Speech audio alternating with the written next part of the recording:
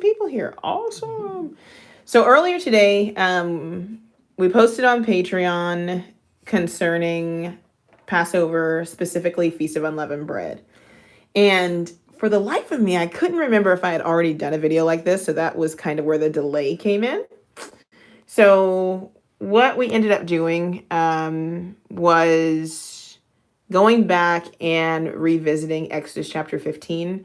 And so as Lauren and I were looking it over, I was like, you know what, maybe we should just go through this process with everyone and then have a discussion and then do some observational evidence and some empirical evidence, some research, and some hands-on things with this particular topic, and then come back to it to create a list that we come up with using scripture and as a group. And I think because we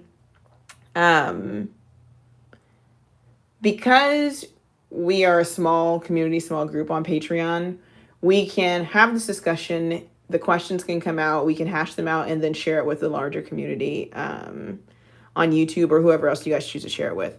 So we're going to pretty much focus right here on Exodus chapter, where are we? Chapter 12, verse 15. And there are some key things that kind of need to come out here, and specifically dealing with leaven. So as we're preparing our houses for Passover, we're dealing with leaven. So let's read through the verse. I'm going to point out where we kind of get hitched up a little bit. So it says, 7 days you shall eat unleavened bread. On the very first day you shall remove leaven from your houses. For whoever eats leavened bread from the first day to the seventh day, that person shall be cut off from Israel. Very serious. Where I'm thinking a lot of maybe the hiccup comes with this verse, or pretty much probably anything else in scripture, is that most of you, when you read this verse, or most of you know who people who read this verse, the first thing you did was Google or put in a dictionary leaven. And when you put leaven into a dictionary, what pops up? Can you just Google it? Yeah. And so we're going to show you how it can kind of get confusing. And then this is why we use pretty much the Hebrew language in general. Let's see. Yeah. So right now we're Googling the word leaven, and then we're going to see what just a regular dictionary says. Just go and just search a regular. Okay.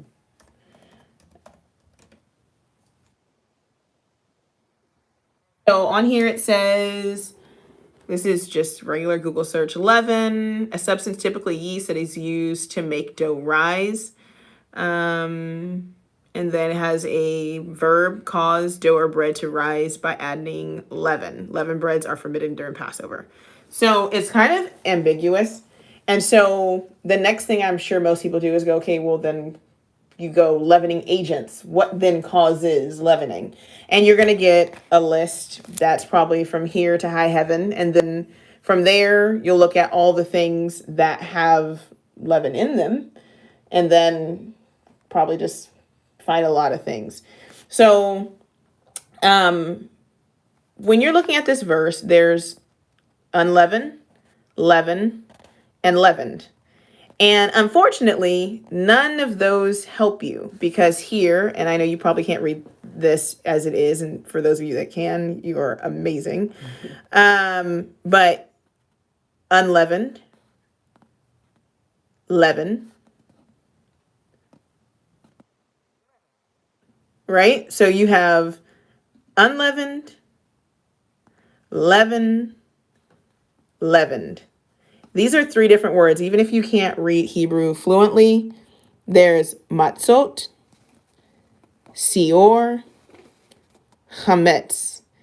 So one English word is used 3 times, and they're supposed to give us the same definition as 3 completely different words in the Hebrew language. So we're going to start there with this whole, what is leaven? What are we doing? But first, we're going to keep it in context. We're going to keep it in context. So what's happening, time period, and then we can kind of move forward. So we're in ancient Israel. It's right before the plague of the death angel. They are getting ready to be released from captivity. It's going to be a very fast process. They're going to have to leave. And Yah is giving them some information on what that looks like. And then moving forward, how you shall celebrate this feast throughout the ages, and you shall celebrate it as an institution for all time. So this same thing that they're doing, we should be doing, because it's going to cause us to remember this particular time. All right, so let's start with the first word. So 7 days. You shall, that you shall eat part is not there. Well, the you shall part, but the eat, so teohelo matzot, or so that part right there, matzot, or look up what that means. All right, so I told you, a couple of different sources. You can start off simply by clicking on Bible Hub. You'll get a definition. But when you are, especially if you're teaching or if you're sharing information with other people, there has to be an investment of some sort into your biblical education, whether it's learning Hebrew, getting a Hebrew teacher, or buying a book and self-teaching yourself, or having resources. And so to allow for the discussion and for it not to just be my opinion, we're going to bring other voices in. Those other voices will be Ernest Klein at a comprehensive etymological dictionary of the Hebrew language. We're going to do Netanyahu Clark, the etymological dictionary of biblical Hebrew. We're going to do Ancient Hebrew Lexicon of the Bible, Jeff Benner. So we'll bring those to the conversation so that it's not my definitions. We'll give the definitions, and then we'll kind of think on the information. Okay, so the first definition we have is matzot. Jeff Benner here in 1294 under the parent-child roots defines matzot or matz, because matz is a singular, matzot is a plural, and it's a plural feminine, just for those of you who, are interested, like Z behind in the chat. So matz, mem, zadi, and it's a pictograph. Sorry for my unstable hand. The pictograph mem is a picture of water representing might. The sadi represents side. Combined, these mean mighty sides. When one strengthens the sides, internal pressure is forced on the sides of the upper body. So to squeeze, and we get the idea to suck, a pressing with the lips. And then we get here matzah, a hard and flat bread or cake made without leaven, as a food that can be sucked on. Okay, so that's how he defined it, without leaven. And it's used in scripture 53 times. And it's the Strong's number 4682 for those who want to know. Okay, so that's matzah, or matz and matzah from Jeff Benner. Now we're going to look at it from Netanyahu Clark. So he gives the same similar definition, matzah, to suck or to squeeze, squeezing out. And he also gives some verses here that you guys can look up. So Leviticus 5:9, Exodus 2:10, and Psalms 73:10. And there's also Isaiah 66:11, I believe. Or is it 11:66?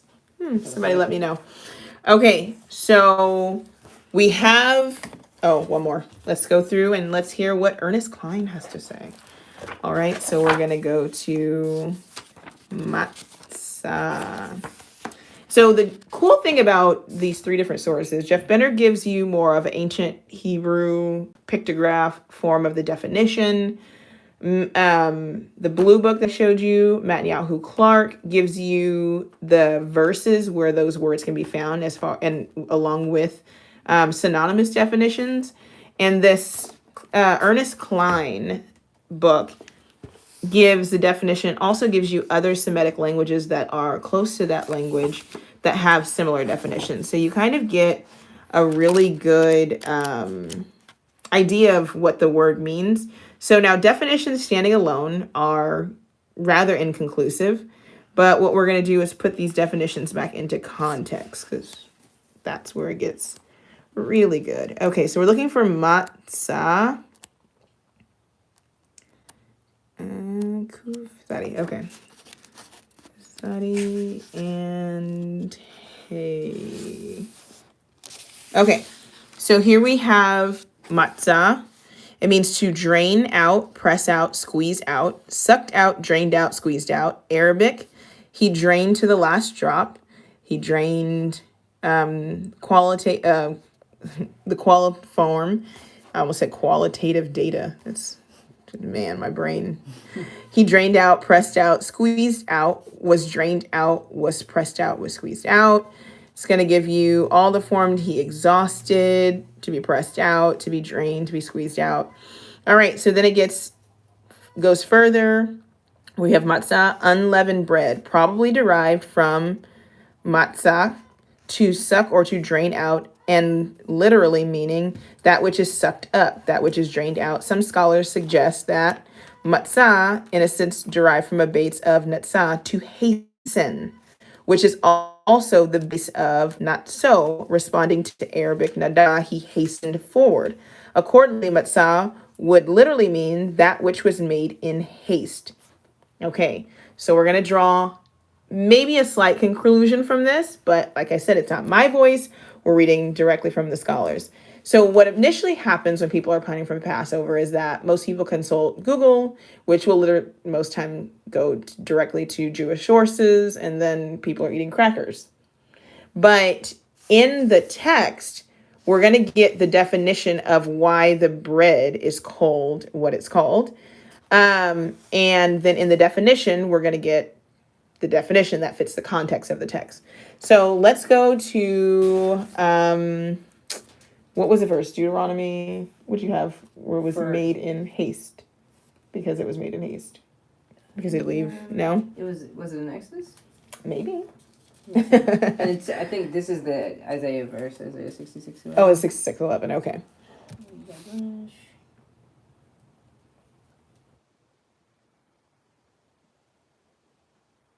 Looking over at my thing. I'm like, did I have it? Okay. While Lauren's looking up that to give us the context of this verse.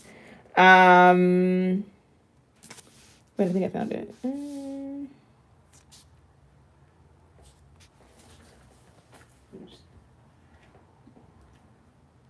Oh, okay. While she's looking up that, let's go back up a little bit. Verse 11, it says, "This is how you shall eat it. Your loins girded, your sandals on your feet, and your staff in your hand, and you shall eat it hurriedly. It is a Passover offering to Yahuwah. For that night I will go through the land of Egypt and strike down every firstborn in the land of Egypt, both man and beast." And it's Exodus 12:11. Yep. Thanks, Lee. No, you keep going. She put the verse. And I will mete out punishments to all the gods of Egypt, I, Yahuwah, and the blood on the houses where you are staying shall be a sign for you. When I see the blood, I will pass over you so that no plague will destroy you.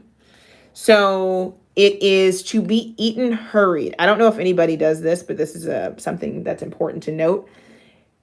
When you're eating your Passover meal, as we're doing it as a memorial, you shall eat it the way it says eat it, because the whole point is to remember the process in which it happened.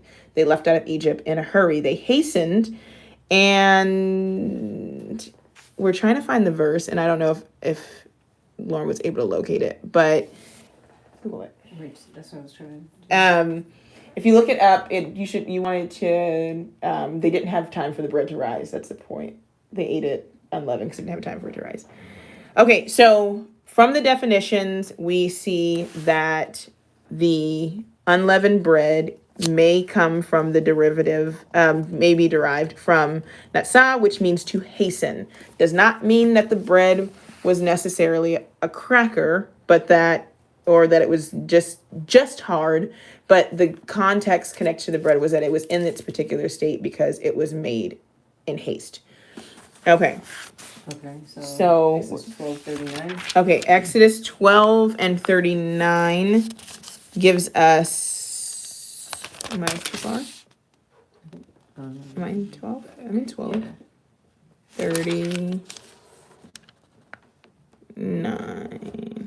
Okay, here it is. Exodus 12:39 says, "And they baked unleavened cakes out of the dough that they had taken out of Egypt, for it was not leavened, since they had been driven out of Egypt and could not delay, nor had they prepared any provisions for themselves.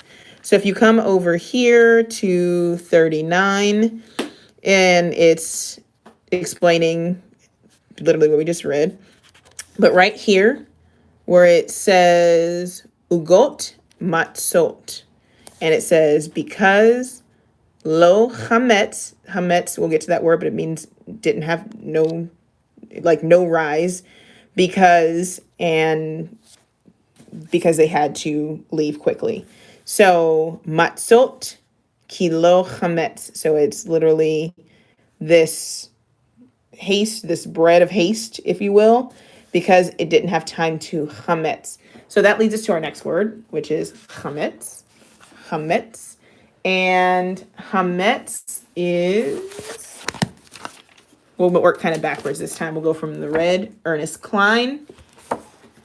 Chametz means to be sour or be leavened, and was sour, was leavened, from Syriac or Syrian, chamatz, and chama was leavened, Arabic, chamuda, was sour, was leavened, became sour, leavened, was embittered, became leavened. He degenerated is another term. And it goes all the way down, and then it has the word chametz, that which is leavened. Okay, so it means for that the matzot did not have time to leaven. That particular portion didn't have time to sour, to ferment. We'll get more into what that means, but essentially to rise. Okay, so then here it is in Jeff Benner. This is the ancient Hebrew lexicon of the Bible. And he says, chametz, the harsh taste of something that is fermented or soured, processing a food through heat or fermentation. We know it was processed through heat because it was baked. Now we're going to look at, obviously, this fermentation process. Chametz, to be sour by adding leaven to bread, also sour in taste, thought, or action. So that gets to the more spiritual side of it. And then here it says leaven, used for souring bread, also the bread that has been leavened. Okay, so it's a leavening process through souring. So we're getting a few more, working definitions. All right, so then here, this is the Netanyahu Clark. I keep showing you it upside down because I have a defective copy with a upside down cover. Ferment. So it says ferment, souring, and Netanyahu Clark gives you these verses: clouding, leavened dough, vinegar, effervescent emotion. So now we know it's a ferment process that sours the dough.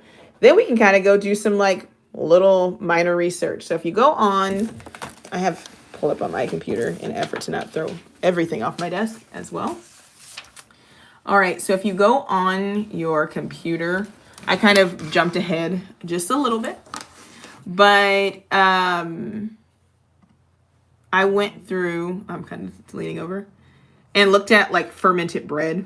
So I looked it up, and what is fermented bread? Sourdough, also called fermented or wild yeast bread, is not a flavor, but it's a process where the breakdown of gluten and sugar occurs thanks to yeast. So then I'm like, oh, okay. How does this fit into ancient Israel? So I went online and looked up different processes of how yeast was created. So in ancient Israel, bread was leavened through the fermentation process. After making a batch of bread or dough, the women would allow a bit of the dough to sit and absorb any wild yeast spores in the air. Then the next time they made bread or dough, they would add that tiny bit of leavened dough to their newest batch. By allowing the dough to ferment or sour, chamutz or chametz, the Israelites were able to make leavened bread, and we commonly refer to it as sourdough today. So that was like a hop and a skip, but you guys can do that process on your own. Look up yeast. What is yeast? So we looked at what is yeast. And so that's going to get us closer to what was in the bread, what was making the bread rise, what we're removing, so forth and so on. So we looked up what is yeast. You can do that same process. and see what's happening when things are baked, what's happening when cheese is molding, what's happening when antibiotics are made. So because there can be a plethora of ways that things are fermented, once again, we have to keep it in context. So then the third word in our looking at what we're removing, what is being eaten, what should be eaten, is going to be the word seor or seor. And so what is seor? So we got matzot. This is this hastened bread, this hastened sucked out process, that which is not as soft and fluffy or risen as it tells us from chametz. It hasn't gone through the process of taking a starter yeast or a starter culture and forming bread. I think it's also interesting, if you guys want to do the research, looking at how that process happened, where it originated. And it's also kind of cool. I saw something that people actually have heirloom yeast starters. I think Tahila might know something more about this than I do. But they have like keep yeast culture starters for like 122 years.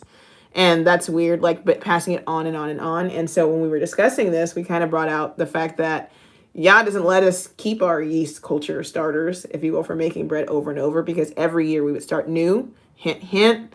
Every year we would go through a process where we would remove all the old leaven, right? So I think that's pretty interesting. Okay, the last one was seor. Okay, so Netanyahu Clark defines seor. Where is it? Oh, right here. That which is remaining, that which is left over. So I kind of jumped the gun and kind of told you that a yeast starter is something that's passed on from year to year to year. But that part where it says, 7 days shall you eat unleavened bread, that matzot. On the very first day you shall remove seor, that which remains, the leftover, a food allowance, the remnant of what? So the question it'd be the remnant of the bread. That's the part that is being removed. Which would be, of course, in this case, if it's for bread, it's your yeast starter culture, that which leavens your bread.